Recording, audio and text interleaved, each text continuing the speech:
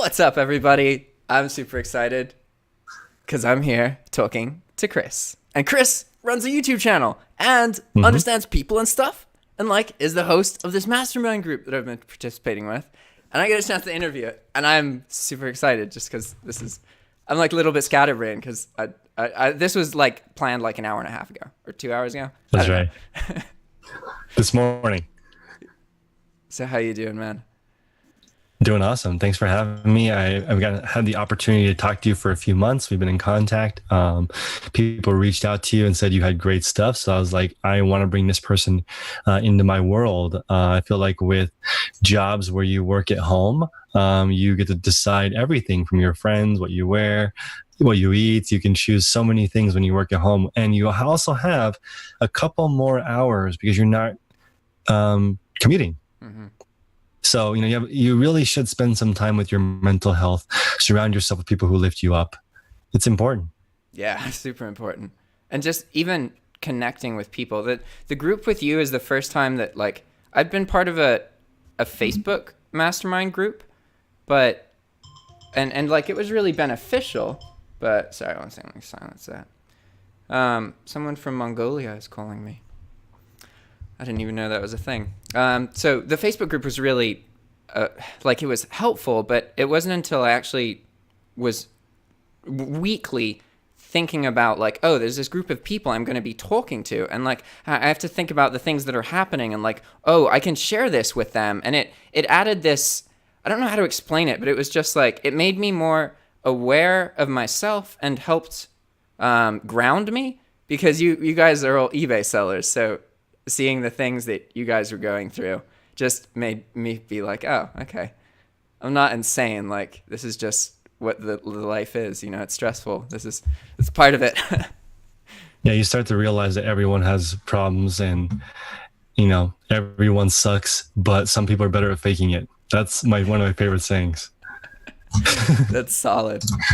That's my favorite thing about getting close to somebody, especially someone I respect, is seeing them mess up, because that's the point where I'm like, yeah. Oh, okay. Oh, it's great. It's so really satisfying. Screwed that up. Yep. All right, man. So I don't actually know. All I know about you now is that, you run this group and you run a YouTube channel, and the YouTube channel is pretty big. Like, that's definitely, I don't focus too much on growth, and it's taken me almost 2 years to get to 10K, and you're at like 25K or something, I think, right? Mm-hmm. Yep. So that's, wow, there's so much that must have led up to that. Oh my God. Okay. So we got to start earlier. I think, do you have a first memory? A first memory? Yeah. My first memory is eating a popsicle stick. Where were you? As a child, a red one at home in the backyard. I was wearing a green striped shirt. For some reason, I remember this. So I don't even know if my parents remember this, but it's an early memory. Just by myself. So what is that scene? Like, what are your parents? What are you doing? Where are you? How old are you? I'm in the backyard. I'm maybe 4. I am enjoying a popsicle stick by myself, and I'm in the grass. So I remember being with myself, and then I remember there was like a soccer ball or something I could be doing, but I was just enjoying the moment. I think maybe that was the first time I just was present. That's cool. I don't know that many people that are even aware of presence, let alone like experiencing something like that young. It's cool. Yep. So this was in California. Where were you living? I'm from Utah. Utah. Why do I think you live in California? I started in Utah. I still have a Utah phone number, which is 801. And I grew up. I'm a triple minority. I'm not Mormon, right? I'm not white. Just kidding.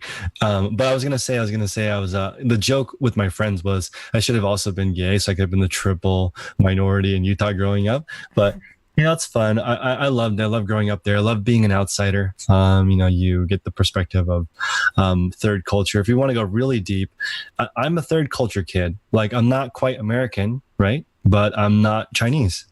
I'm like this weird middle culture, and some people call it third culture. And I naturally gravitated to New York City and California because a lot of third culture people live here. So I didn't feel very connected to Utah. So I left. Gotcha. So that's interesting because that's definitely something I relate to. Like because I traveled a lot growing up, but I've always been like, there's a lot of benefits, like you say, to being an outsider, but at the same time, it gets lonely. Like it's nice.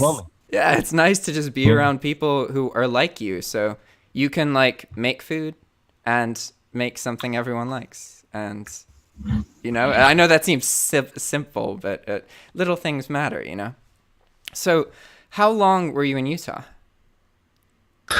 Went to college in Utah. After college, I moved to New York City. My friend, on a whim, we just went there, and I loved it. I absolutely love living in New York City. I was in Utah. I grew up. I went to college there. I did a lot of outdoorsy stuff. And there's not much indoorsy stuff. So I went to the polar opposite. I went to New York City where everything is happening, crazy people, so much going on, culture, explosion.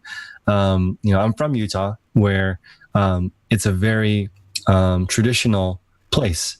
And I went to New York, which is very liberal, open, new, mix, every kind of race. No one's from there. Fast paced versus slow paced. It was very dramatic, a big change for me. And did you go through like a period of time of getting used to that, or it was overwhelming, or what was it like?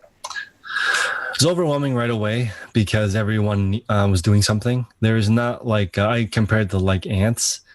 In New York City, you're always doing something. Your apartment is so small, it's not comfortable to necessarily be in it. So you're working a lot, you're going out a lot. Last call is 4 a.m. So we're talking about, if you have a job that starts at 7 or 8 a.m, you can go to the gym, grab a bite to eat, and go back to work. It's possible. Like there's enough stuff to do that you wouldn't have to go to sleep if that was a thing. Yeah. And that was just incredible. That phrase, the city that never sleeps, right? That's New York. It never sleeps. Yeah. Huh. I've been there like once or twice, but just visiting. I feel like you have to, really live somewhere to get a feel for it. And I lived right in Manhattan on the Upper West Side, and I truly enjoyed it. I loved every minute. There was just so many different people, and the neighborhoods changed so dramatically. You can go from $300,000 average household income to $30,000 household income in a few blocks. That's crazy. And, you just walk from, gigantic apartments that where real estate is obscenely expensive into 60 units in a building.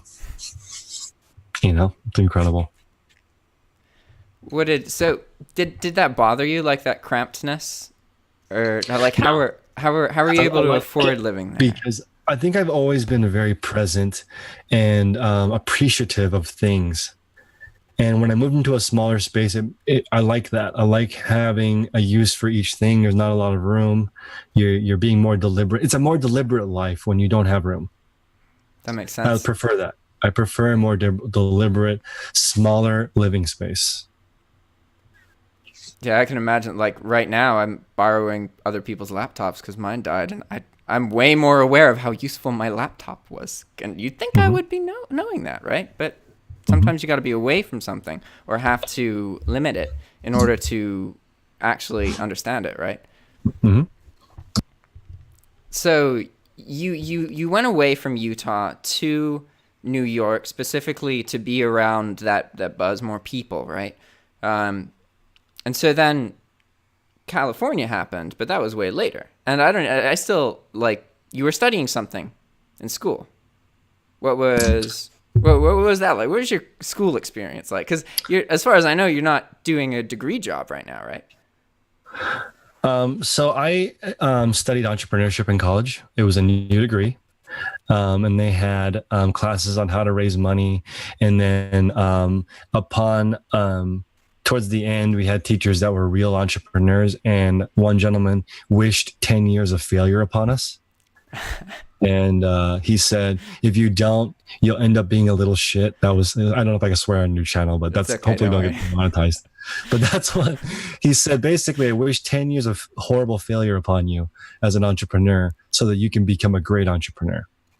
And people were like, no, like give us the secrets so we don't have to do that. We don't want to go through this struggle. But I feel like that happened to me. So, I tried so many different ideas, and that push from the ideas to just try something, don't always have to do something just because it's monetarily based. You can do it for fun. It may hopefully turns into something. But the one thing I did not learn, and I wish I had learned this earlier in my business career, was just the pure value of a transaction. Jack, you and I both sell stuff online. It's very cool looking at value transfer. Someone gives you money, you give them something. And that basic understanding, for some reason, just wasn't conveyed to me when I was in college. I didn't get it. I didn't learn that until much later in life. Do you feel like a lot of the entrepreneurship stuff that you were involved with was more like physical, like it was more theoretical business ideas, or what more do you theoretical mean? Business plans, charts, forecasting, and they say that planning is the key, but it never goes to plan. I didn't know that. I was like, okay, make the plan. Okay, let's see how it happens. And I was rudely awakened by how you shouldn't make plans too far ahead because it's just going to be different. Yeah, and you're going to miss out on the best opportunities for you in doing so. That's like, yeah. I firmly believe that if you can predict exactly what your life looks like 6 months or a year from now, that's like, I feel like that's unsettling. Like, you should be able to be growing so much that you can't really comprehend how different life will be a year from now, 2 years from now, That's at least that's the goal for me. You have to think that way, in order to. It's weird because what you're getting at with the business stuff is so true. Like, there's so many people that do not do stuff because they're like, all right, I got to do the math and I got to figure this out and do all this stuff, and it just doesn't make sense to them. But like you got to create stuff, and just create tons and tons and tons of stuff, and then eventually you're going to notice things and meet the right people, and then you can make those plans and those mathematical things, right? So when did you get into YouTube? How did that play a role? So I started reselling, and I learned about it from YouTube, how to sell things, what to sell. And I started filming myself because I didn't know what to do. So I was like, hey, I'm in my garage. How about this? And people were like, no, don't do that. You should just stop. You should just quit. You should just stop. Don't even try. But anyway, I enjoyed it. I enjoyed making a video describing my process. And then I figured, I talked to my girlfriend about it. I was like, I want to try making a YouTube channel. And then she said, okay, what I recommend you do is commit to a certain number of episodes, right? And don't get so burned out on what they are. It could be whatever. Your girlfriend said that to you? Yeah. Whatever. Damn, dude. So, I know. That's good advice. Really good advice. So she said, do you know what you want to do it on? I said, no. She said, okay.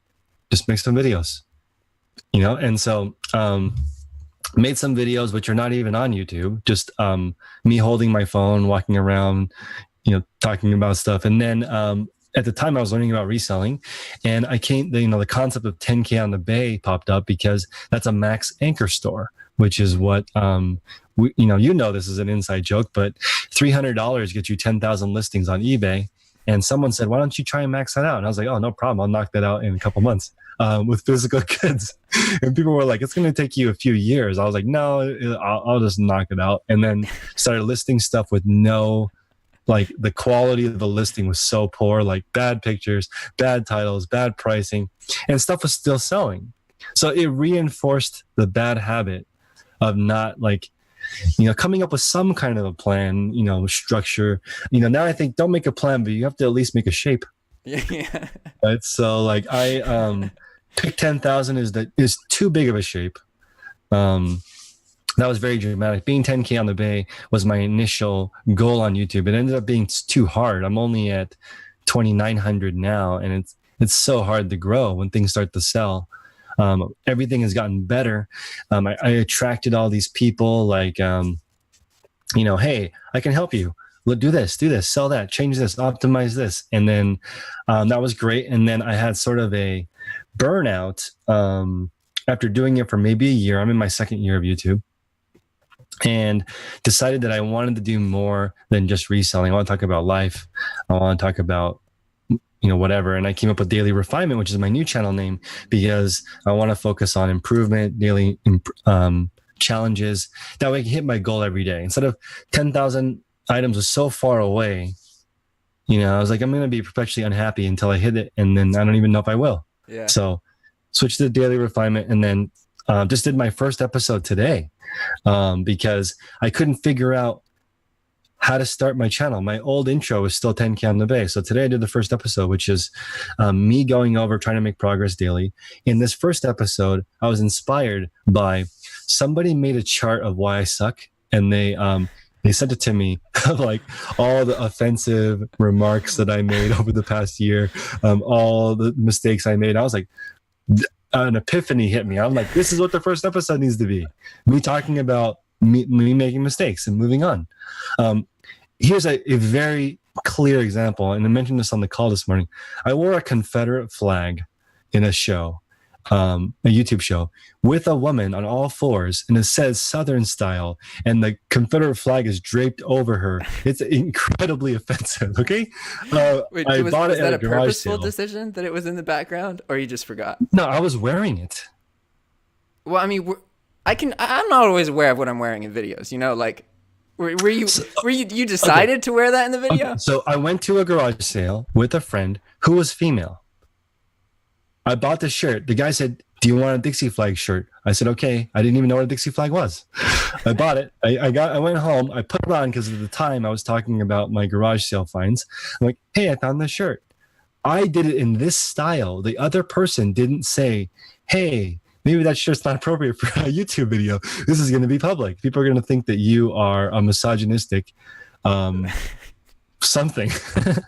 So, and then I put up the video. Within 2 minutes, people were hitting up my phone, being like, "Bro, take this video down. It's extremely offensive." So that's how I started the video. And that was, this is the video that I wanted to make. So today I feel very comfortable with my YouTube channel because it's about my own journey. And I want to start with where I'm at. And right now I'm just sort of a conglomerate of mistakes and successes. So that's where I'm at. That's where I'm starting. Super fun. Oh man, it's awesome hearing you talk about this stuff. Really, it's I don't get many opportunities to talk with other YouTubers, so it's just really it's really amazing. And I take it very seriously. I like. And what I mean by that is I'm trying to make the most useful content I can. Content, not comment. I'm trying to make the most useful content that I can. So I really spend some time and I care about putting out good content for people, making sure that they like it. There's a balance there because you gotta I don't know, because there are times where it's good to do what the people want you to do, and there are times where a lot of people are just really, really pessimistic, and they don't they're so easily they're so quick to take offense, and it's definitely a delicate balance with that. So what do you think with YouTube? What was hardest for you with your channel? What do you think was the most, I don't know, I'm not saying what part did you find the most daunting? If you look back at before you started and now, Video editing. Oh yeah, that's a thing. It's so hard. You don't need to do it though. I have 3 videos that are edited out of 350. You could keep it that way. Just They're not edit videos. They're all lives or screen recordings. Screen recordings I like a lot. I could probably make a pretty good meme video if I was I really wanted to get into it because it's just copy and paste into it. Mm-hmm. But editing live footage is incredible. That's a skill. So what were the videos that you edited? What went into them? It was me walking around trying to explain how I ship things, how I photograph things, day in the life. I tried a few of them. Very difficult. Takes definitely a lot of skill to get there. Yeah. And all that, like, oh man, like whenever I watch a YouTube video and I see like it do a loop cut, I'm just like, I start to fathom how long was spent for that like 3, 5, 10-minute video on like not just recording time that never went into the video, but like editing time. And it's just like, it's crazy. It's really time consuming to edit videos. So time consuming. Yeah. You can make like 5 or 10 videos in one time you can make an edited video. And that's for, it's so hard to, for me, it's so hard to justify putting the time into like a properly edited series, because it makes the information a little bit more accessible to people, but so would 9 times more or 10 times more videos, you know? Like, I find a balance between that, because if you take your time, I just posted a video a couple of days ago yesterday has 10,000 views. Mm-hmm. It's very relevant. It's very on point. It's not monetized. Why is it not monetized? Right? It's not monetized. I put it up because I wanted to apologize for being insensitive, right? Gotcha. So, and the thing is, if you have a following, I only have 27,000 subscribers, so that was extremely relevant information that 10,000 of them would watch something. You know, so I really appreciate my following staying by me all this time. You know, listening to the exact situation, seeing me grow. Yeah, and that's something so interesting about a YouTube following, because you have people, so many different kinds of people following, you know, there's people who are like looking up to you to change their lives. Then there are also people who understand you're a person and you're just sharing and you're just running a channel, and that they can benefit from that if they want to and apply it. And, you know, like there's so many different ways for people to perceive you, and like it's crazy, absolutely crazy. Mm-hmm. Are there other YouTubers that you like that have influenced you? I like Joe Rogan. Mm-hmm. I like podcast interviews or interviews. I like talking about random stuff. I like strategy videos on business. You know, how are you going to structure this or that? Or, you know, I'm starting to get more into what I'd like to do right now is really focus on accuracy. Accuracy in what regard? I want to be very accurate with what I say, accurate with what I do, more than large. I like having a really good grasp, not necessarily detailed either, just clear movements. What am I doing? What is my point? I'm here with Jack right now. Be present. Try not to think about too many things. You know what I mean? Like, just be accurate. Do a few things. Do them as well as you can. You know, I really, instead of like the easy thing when you're doing e-commerce that we do or YouTube is to think that more equals more. Mm-hmm. But I'm not satisfied with more. I'm satisfied with accurate. I'm very, very happy with the video I made today and the video I made yesterday, because I feel like they are an accurate representation of something. Yeah, that makes sense. The quality is quite important. Quality is important. And I like to do outlines, but not completely scripted. Mm-hmm. Yeah, to give it some structure. Mm-hmm. Yeah, I love it. I love making YouTube content. I love talking to people about it. I love when you meet people in person that have watched your channel. It's like they know so much about you and you don't know anything about them. Yeah, it's crazy, right? Like that. Like, what about when you were saying this? I'm like, how am I supposed to recall what you're talking about? You have to give me some background on the video. And they're like, the video is you. I'm like, I know, but I've said a lot of things. Yeah. And with it, it's interesting with when you use words like large for making lots of videos and that kind of thing, because on one hand, quality is incredibly important. But on the other hand, personally, one of the reasons that I publish videos daily, like I know that some of my videos aren't as good as the videos I make in the future will be. That's a purposeful decision that, like, because I spent so much time recording stuff and then I would watch it and then I would not post it. And it was just, I just realized how my perception of myself was getting in the way of creating content. And so for me, it's quality is really important, But I feel like the best way to do that is to make as much content as possible, because then you know exactly what the perfect video is, right? Whereas if you try and research and educate yourself without making video in this context, then how do you know what is quality, you know? Absolutely.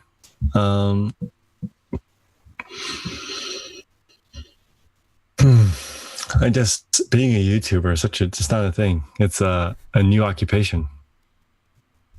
Is it though? I mean, YouTube's, it's like, how old is it? When did it come out? I don't even know. 07 maybe? Oh no, maybe older than that.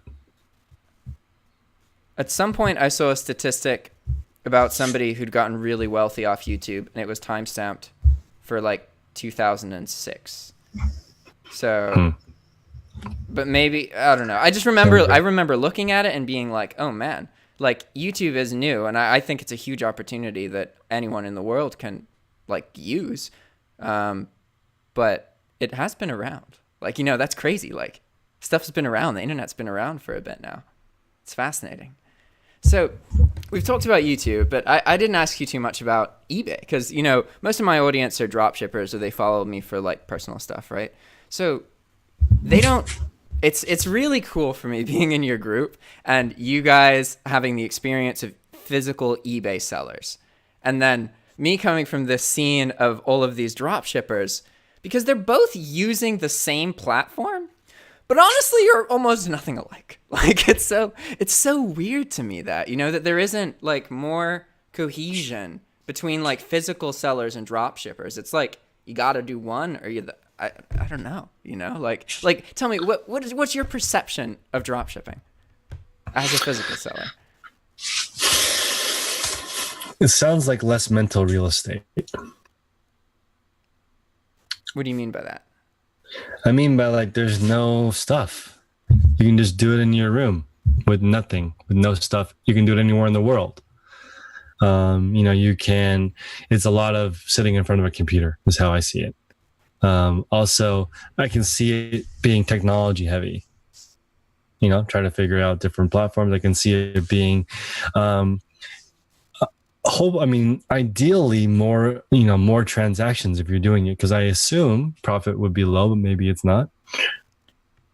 That's how I see it. I see it versus, I see it also more prone to volatility.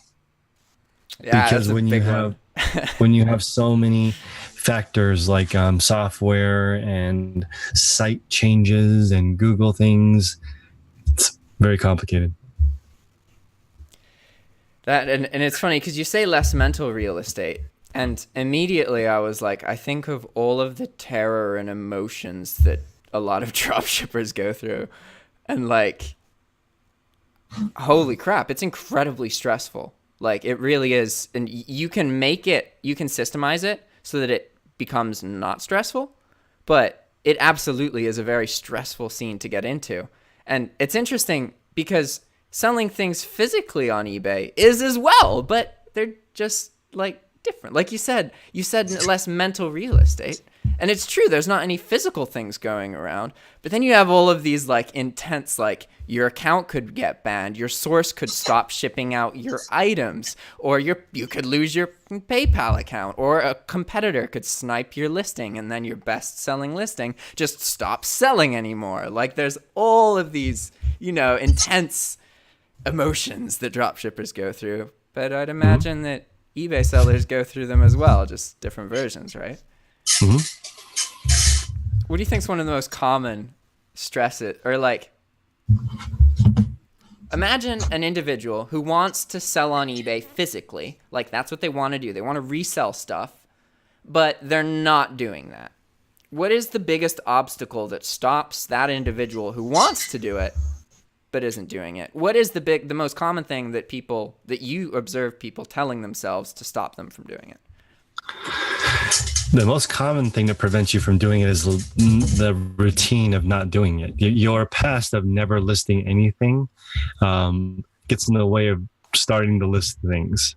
You've got to replace an hour that you normally go on a walk with listing 3 to 5 items, and, you know, watching a movie with researching things to sell. have to start adapting your lifestyle into resellers. When I look at successful resellers, in a sense that they do a lot of reselling, it's built into their day. They have very systematic routines. They go to they take their kid to school, they go to the thrift store, they come back, or if I know some large sellers that don't leave their home either, and they just source from their dorm room.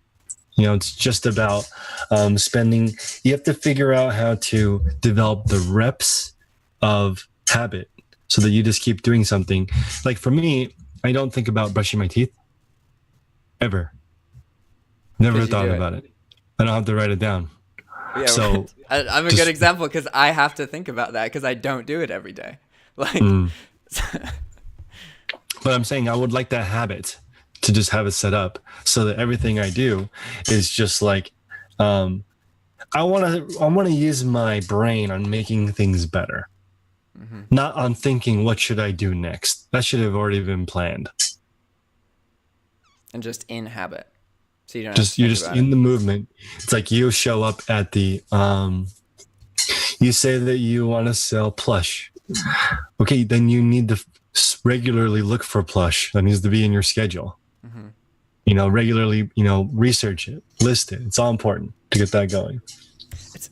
It's fascinating because you're talking about from like a physical perspective, but literally everything you're saying directly applies to dropshipping as well. Like you literally just have to like do the work to make the sales even possible, And that was when I got into it. That was the main thing for me was like, okay, I just need to expose myself to the fact that this is a thing as much as possible. It doesn't really matter what happens. As long as I keep exposing myself to that, then eventually it's going to lead to the next steps, And you don't even need to like earn money or be wealthy or even be profitable. Like that can all happen later once you're in habit of doing things and working towards these things that you want to do, right? Because a lot of people, I feel like there's things that they want to do, and then there's reality. And they have a really hard time. Like you said, they're so used to those two things being different, right? When they really should be the same, or at least mostly the same, right? Absolutely. And I think that everything is pretty much the same in the sense that that's why I like being accurate. I would love to be able to tell somebody exactly what I do instead of being like, I exist in a reselling cloud. You know what I mean? Like I want to have some more structure to it. Yeah, I understand that, man. Like right now, it's weird because like going back to the planning thing from earlier, the focus of my life right now is on doing as many tasks as possible that bring me money in the future. I don't really focus on being aware of what's currently happening. Just I've isolated my expenses that are worth it, right? Like there's certain times that it's okay for me to go out and have dinner with somebody because that brings social value and good things and balance into my life. That money is worth being spent. But I don't buy things really aside from that unless it's specifically like related to balance. And I've really minimized a lot of costs in my life. But this is a common problem that I have in communication with people because they're always like, how much money do you earn every month? Like how much? And it's like, that mindset is so far away from the mindset necessary to make everything happen. And it's hard to communicate that, without being offensive, but in a way that helps. I don't know how to do that.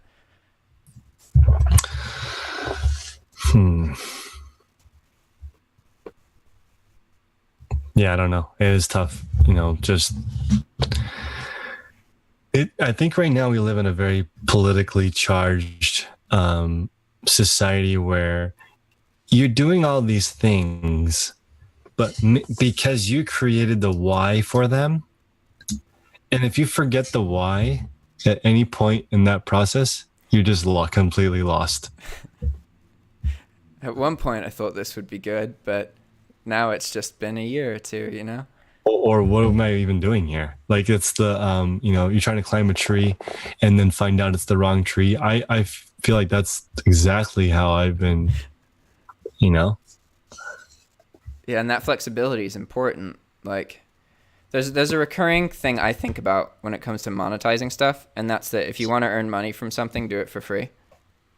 Which is, it sounds really silly and stupid, but like I found it to be really true. Like that's how I was able to quit my job, was because I was making YouTube videos for free and talking about, well, because there was a very specific turning point where I was like, okay, I either have to decide if I'm going to keep successes to myself and use them, or if I'm going to make content out of them. Because that, like, if I wasn't going to be public about my store, that really, really limits the amount of content.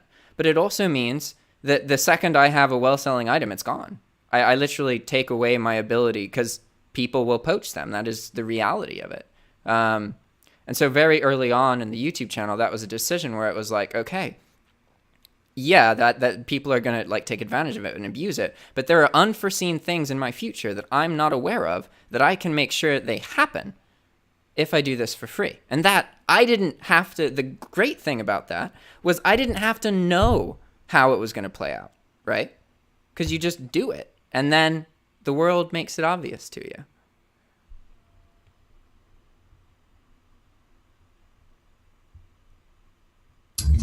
I think that's the best advice. That's part of the same advice that we had when we were talking about when we were just getting started. You just do it. And if you like it, you'll do it more often. And you have a good chance of it becoming better at it. And so the first 10 videos that I made or more, I never even completed them, but at least I tried. And then when I went into the forum of what I wanted, 10K on the Bay was formed by a person in a Facebook group that I was in. They gave me that nickname, and then I actually bought that gentleman a bottle of scotch. The originator. I was like, that's cool. The originator. So I gave him the name, and then when I switched names, I just like the concept of daily refinement. And then, when I was doing I had a podcast at one point for Poshmark. I did another poll, and I got 500 answers from my audience, and I didn't use any of them. So it's just interesting. You don't know, but they probably inspired me to make the one that I made. Mm-hmm. And they, in some way, they led to something, right? That you learned or used. Like there's even if you record a video and never publish it, that's I really, as a general rule for YouTubers, I think if you record content, you should publish it. If you're not doing regular content and you're not big and established yet, then you should just be publishing stuff. But even if you were to record something and not publish it, you're still gonna learn, And the act of doing that recording, like I do dry recordings a lot, where I literally do a 5-10 minute episode as if I'm recording, and I even say like, "What's up, guys?" Yada yada, and I just never pressed record. Like you can learn a lot just by doing stuff, and really, as long as you just do it, right? So, I guess that's what it all boils down to, is just getting that experience, right? Agreed. Just get those reps in. That's why I tell people, like, how do I get started on reselling? Just start selling stuff incorrectly, poorly, and then ask people to observe. And they'll tell you, wow, that's a terrible job usually. And then you just don't get butthurt and you continue going. Yeah, that's something you can rely on, is that people are going to be critical. Yeah, for sure. Do you find that do you ever struggle with that? Or I feel like some people are just harder than others, and I don't know. With? Like the critiquing from other people, that is like, because sometimes critiquing's helpful, but at other points it's just like somebody just wants to comment, and they pick something and it doesn't really matter. It's kind of hard to tell sometimes.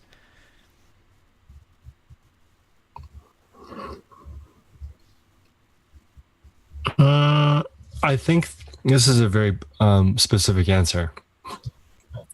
I think that your opinion of yourself is your limitation. And sometimes your opinion of yourself is higher than your skill level. And that's when the criticisms are so constructive to me. Mm-hmm. If I'm like, well, I'd like to do 1 million drop shipping listings, and someone says you can't even do 10 drop shipping listings. What are you talking about? Like, that's your image of what you think you can do and what you do are totally in the different spheres. And that is very relevant. But what happens is you can, I accept that really well. But if I'm doing 1 million drop shipping listings and I say I'm going to be doing 10,000 and someone says, no, you can't, then I'm immediately going to be more defensive because I'm going to be like, it is possible, I can do it. So usually when people are being critical, it has some type of relevancy. Yeah, I guess that's how I see it. The context is important too, isn't it? Mm-hmm. So I'm curious. See, I feel like I said this was going to be an interview, but I just want to talk about stuff. Like it's so there's so many interesting things to talk to you about or talk with you about. But I'm curious about your perspective. So with my personal YouTube channel, I found that comments in particular are often, I don't know how to explain it. Like, that's where the negative stuff is. There are positive comments, and there's like neutral comments and positive critiqueful comments, and then just hateful comments. All of that exists. But what's very interesting is when it comes to the people who actually reach out to me. Because I still, to this day, haven't had somebody message me and just say something mean and hurtful, whereas that happens on comments. And that's been really confusing to me because I feel like there's been a lot of opportunities for that to happen. But no, the negative part has almost entirely stayed on comments, whereas the people who actually take the time to reach out are usually like, they may feel that way, but they're reaching out to me and being polite, and they'll listen. And I don't know. Do you notice a difference? People who reach out usually, they're a bigger fan because it takes more steps to reach out to you already. They put more effort into reaching out to you. Now, if they were to go one step further and pay to reach out to you, and then another step level would be like pay to schedule an appointment with you, and then the next level would be like pay to schedule an appointment with you where they have to prepare something. Each different level, the person gets more and more serious, wants to know you. It's very easy to be a keyboard warrior and be like, you're super ugly and I hate your face and your ideas, and I will comment this on every one of your videos. It's like, okay, right? Or versus though, like, hey, I saw you're doing this. Jack, you might like this conditioner for your hair. I have similar hair. Like, that's going to, more personal. They're going to like leave their name at the end of that correspondence. Mm-hmm. Yeah, that's how I see it. So have you had times where somebody's like, oh yeah, because you're going through stuff right now. We don't have anything to say. No, we can go for it. Yeah? Oh, man. Okay. So tell me about the Poshmark thing. These people, I don't know if much of my audience knows what Poshmark is. So I sell on multiple platforms. Poshmark is a fashion website that, like eBay, but only clothing, only sells in one vertical. You couldn't do drop shipping because they issue the label for you. Mm-hmm. On this platform, you sell something, they send you the label, you put it on the box. If it's under 5 pounds, it goes to the customer. 90% of stuff's under 5 pounds. So very interesting. Clothing.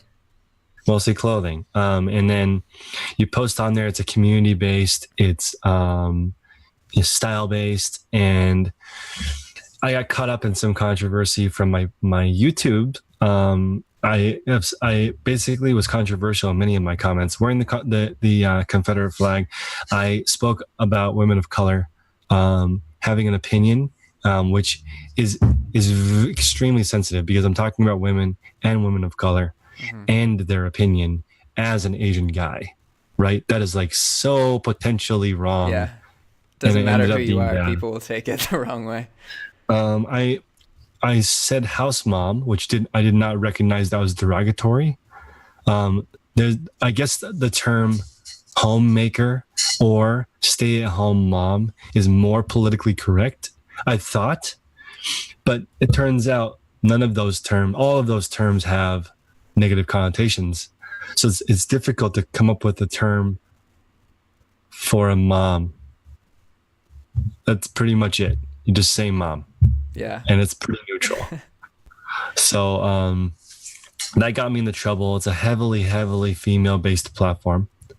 And obviously they wanted to preserve a community during their live event. So I was uninvited to speak. So I was originally invited to speak because I run a very large store, not very large, but a large closet of clothing.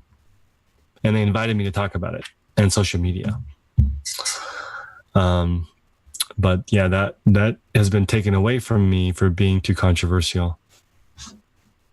So is it, because you're saying controversial, but it sounds like there were just words that you used that you should have just not said, which I feel like is different than being controversial. Because controversial is like a clashing of forces, and it's often of benefit to be controversial. As long as you're not being rude. That's the balance, right? It's hard to do that, to be controversial and not rude. Impossible, maybe. Of course. Impossible, maybe. So is that how are you? This is very recent, right? So I'd imagine this is yesterday. That's emotional, right? How is that? It's emotion. What's that doing to you? Like, how do you feel? Or I don't know.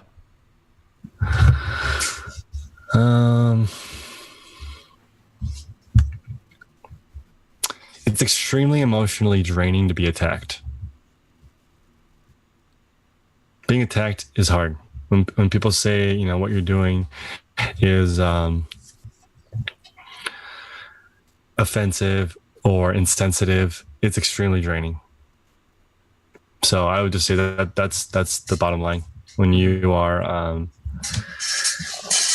doing things, you just want to be as sensitive as possible to the audience that you are trying to serve.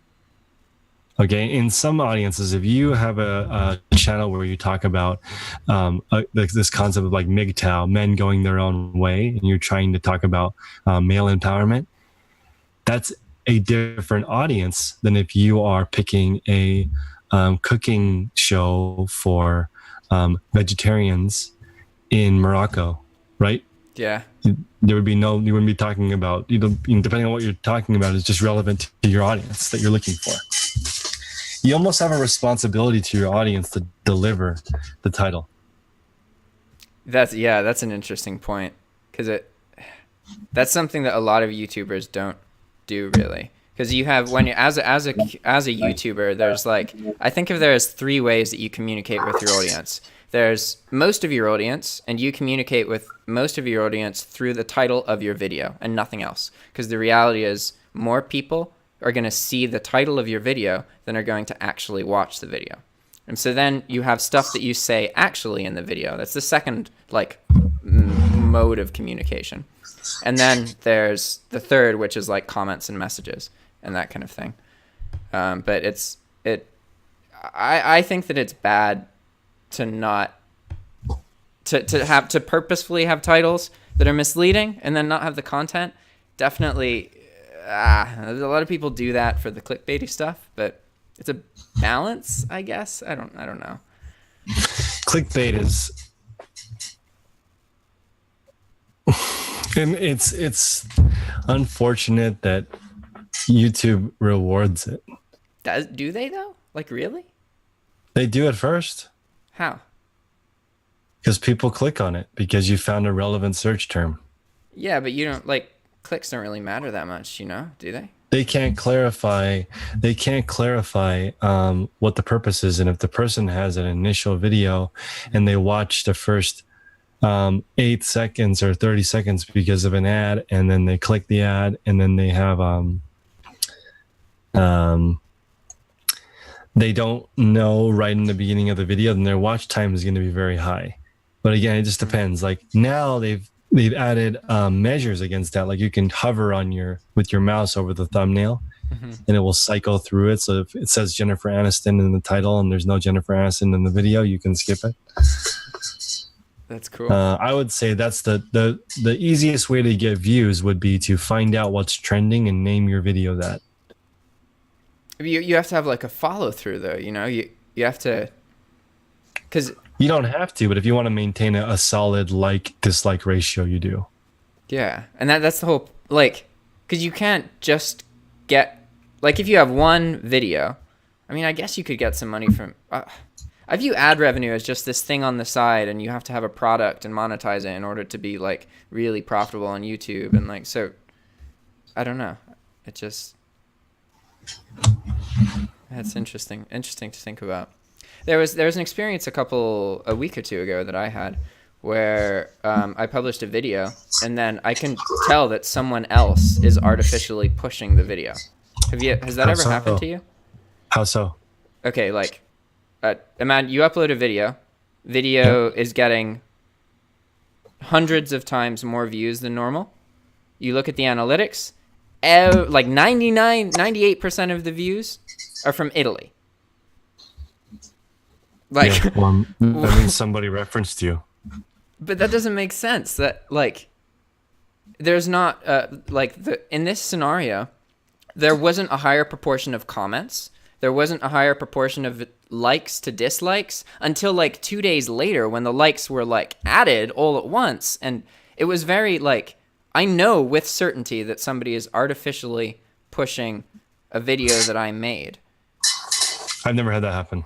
Interesting. But that video doesn't earn me any more money than my other videos because it's fake analytics. Like, it's not, like, it's not, they're not actual people. They're not, like, clicking on things. And it doesn't appear that video, because of this huge push, like, is now performing better. Like, if I look at my analytic bars, they go, like, normal, and then whoop, and then just right back to normal. Like, everything is just continuing as normal, despite the fact that there's this one video with tons of views. I see that boost when there's a super chat or something in revenue.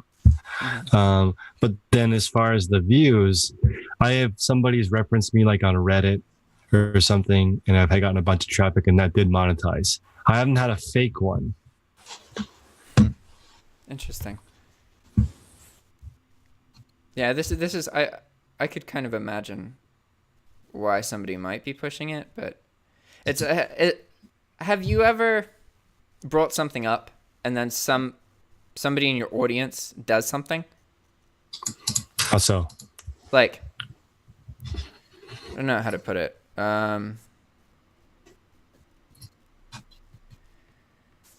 Like, okay, in this case, it was a conversation where I talked about some stuff I hadn't talked about before about an individual I used to work with. And my understanding is that somebody in my audience knows that I, like, came clean in a sense in that video, right? And they're trying to push that. Okay. So do you get what I'm saying? Where, like, I didn't do something, but somebody in my audience did something that, like, I don't want, but I caused to happen. Okay. Is that something? Do you get what I'm saying? Yeah, and is that because they want to inflate the significance of your video? I think so. Yeah. Yeah. I can see that happening. Or maybe there's just a bunch of people from Italy watching this one video, but I don't think so. But you usually get paid unless there's not a good relationship in Italy. Yeah, yeah. So have you done well at all with affiliates? I earn like $1,000 a month from affiliate stuff. That's quite good.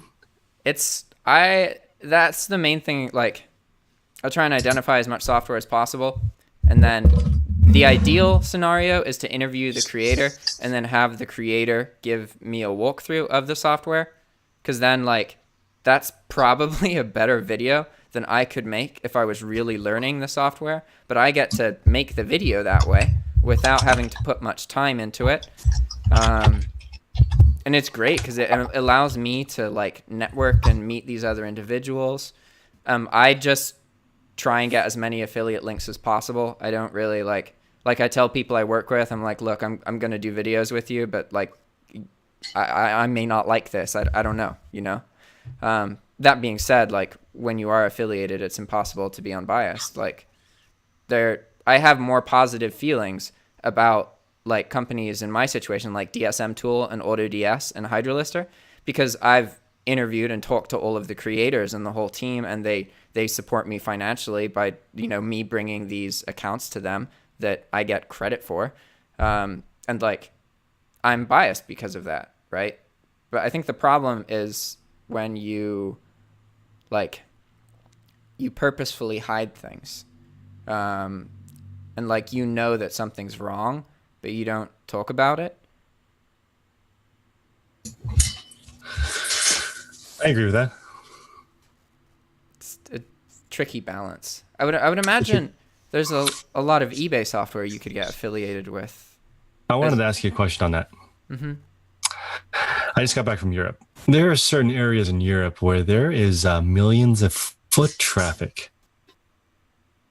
And I was just thinking, most people have a cell phone. What if you put a QR code in one of these areas and it said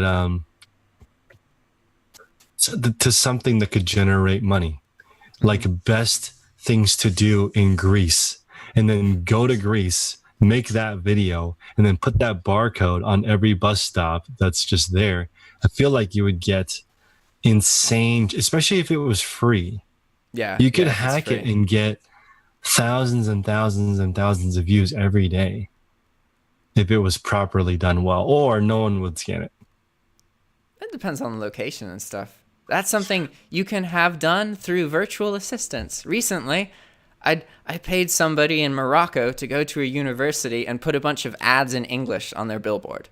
And I thought that was amazing, just that I could like text someone to make that happen in this other side of the world. Like, an object was moved. I can't believe that. It's incredible. That's the recurring thing. Virtual assistants is like the god of online. It is indeed.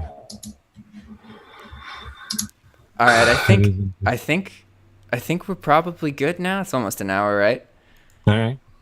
And now, you guys in the audience, you've met Chris.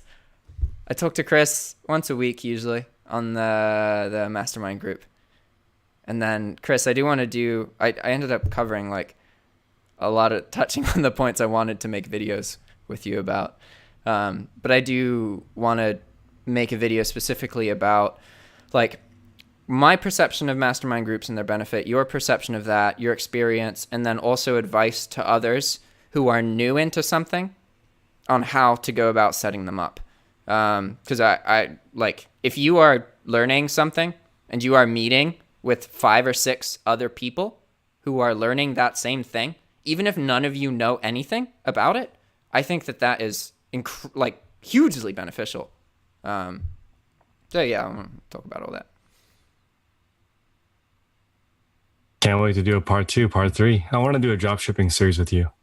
I'm down, man. The way I want people to view me on YouTube is that you can just book time with me and tell me what we're talking about, tell me what you're doing, and I do it. I just show up. Like, that'd be ideal. You can literally schedule anything you want with me. It's not like I'm picky or formal. What do you want to charge for that?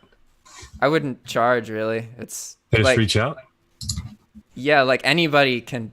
And in your situation, you're a YouTuber with a bigger channel than me. Like, any interaction that we do is in my best interest because of that, you know? Like, so I wouldn't need money at all. And anyone in the audience too, like, literally these calls are free.